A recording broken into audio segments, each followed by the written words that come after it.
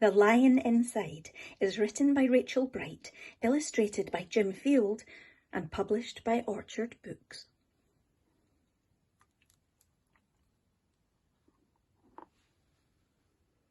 In a dry, dusty place where the sand sparkled gold, stood a mighty flat rock, all craggy and old.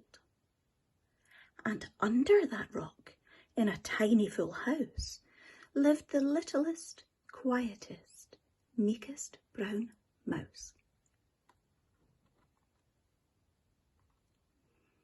He was so very tiny, so incredibly small, that nobody noticed him ever at all.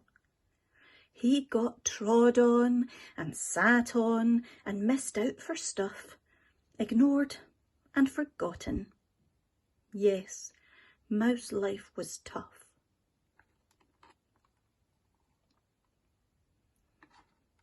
Meanwhile, far above, on top of the rock, times were quite different. It was Lion o'clock. This huge, toothsome creature made sure everyone saw how important he was by how loud he could roar.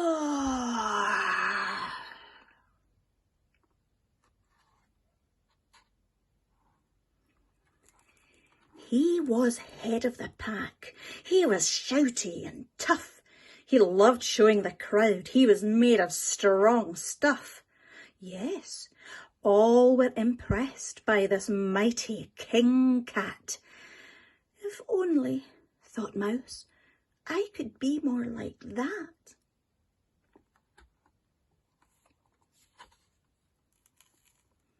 Then, late one dark night, in his Minnie Mouse bed, the cleverest thought popped into his head. He jumped from the covers and held up a paw. "I've got it," he said. "What I need is a roar. I mean, what if this mouse with the weeniest squeak was a little more grrr and a little less meek? Well, he'd still be the smallest of fuzzy brown mice, but he'd make friends and join in, and life would be nice." Yes, thought the mouse, I must find out how. I will learn how to roar, and I will learn it now. But, oh my gosh, there was only one beast who could teach him this thing, but might make him a feast. It was time to be strong, take a chance. After all, forever was such a long time to feel small.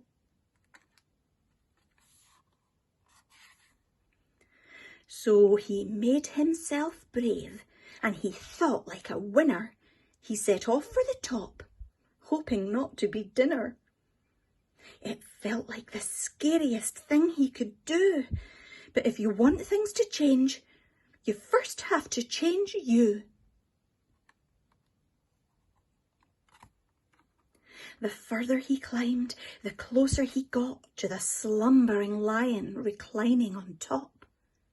Then, at last, as he stood on his tippity toes, he found himself suddenly nose to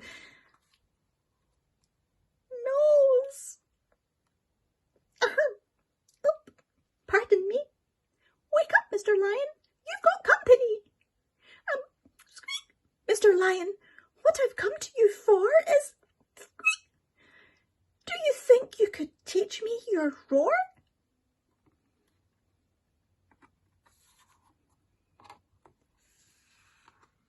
A silence befell that twinkling plain. Lion opened his eyes and puffed out his mane. Time slowed right down. Why, it felt like a week. Then he opened his mouth and let out an eek. The lion was shaking, his paws all a-fumble. He was backing away with a scrambling tumble. "Don't hurt me," he whimpered. "Oh, try to be nice." Well, my goodness, this lion was frightened of mice. "Don't worry," Mouse peeped. "I'm a friend, not a foe. Let's rock this together. We'll have fun, don't you know?"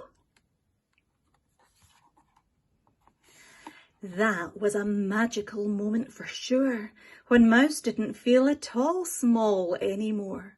He had found his true voice and learned to speak out. And for that, you don't need to roar or to shout. And from that day and always, the two were a pair. They both liked that rock better. Now that rock was to share. The mouse, while still little, felt big in his head. And Lion, he still roared